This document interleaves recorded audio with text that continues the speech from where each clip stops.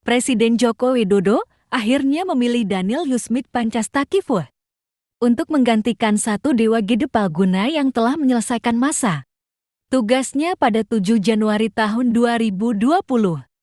Daniel menjadi putra pertama Nusa Tenggara Timur yang menjabat sebagai Hakim Konstitusi sejak MK berdiri.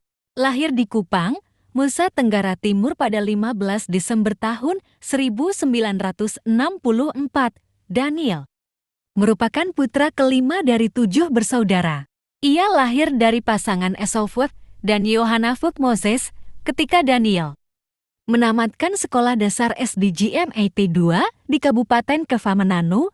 Daniel harus mengulang kembali kelas 6 SD Impres Utit 2 Kupang. Hal ini menyebabkan ia mengulang kembali kelas 6 SD bersama dengan adiknya. Karena itulah, Daniel memiliki 2 ijazah SD. Dibesarkan dari keluarga pendidik, tidak serta-merta membuat sosok Daniel memiliki cita-cita sebagai pendidik. Ia justru memiliki cita-cita sebagai hakim.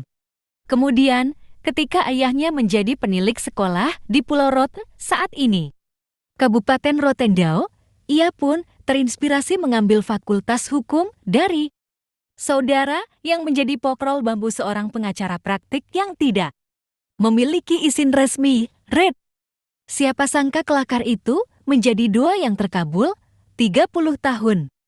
Setelahnya, Daniel resmi dilantik Presiden Joko Widodo sebagai hakim konstitusi menggantikan satu Dewa Gede Palguna yang memasuki purna tugas. Sebelum diangkat menjadi hakim konstitusi, Daniel pernah menjadi dosen honorer di Fakultas Hukum Universitas Kristen Indonesia dan dosen tetap di Fakultas Hukum Unika Atmajaya dengan jabatan fungsional sebagai asisten ahli. Selama menjadi dosen di Unika Atmajaya, beliau pernah dipercaya sebagai wakil dekan Fakultas Hukum. Disinggung mengenai latar belakang, ia mengikuti seleksi hakim konstitusi.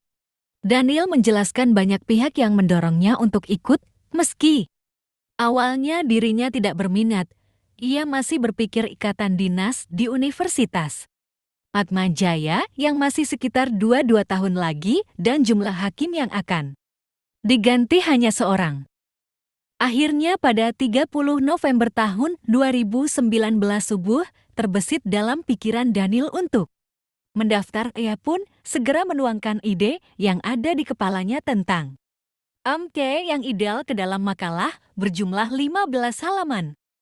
Ia menjadi hakim konstitusi mewakili unsur presiden. Ditanya mengenai visi dan misi sebagai hakim konstitusi, Daniel menyebut mengubah sistem hukum tata negara darurat Indonesia yang semula merupakan hukum tata negara darurat subjektif menjadi hukum tata negara darurat objektif.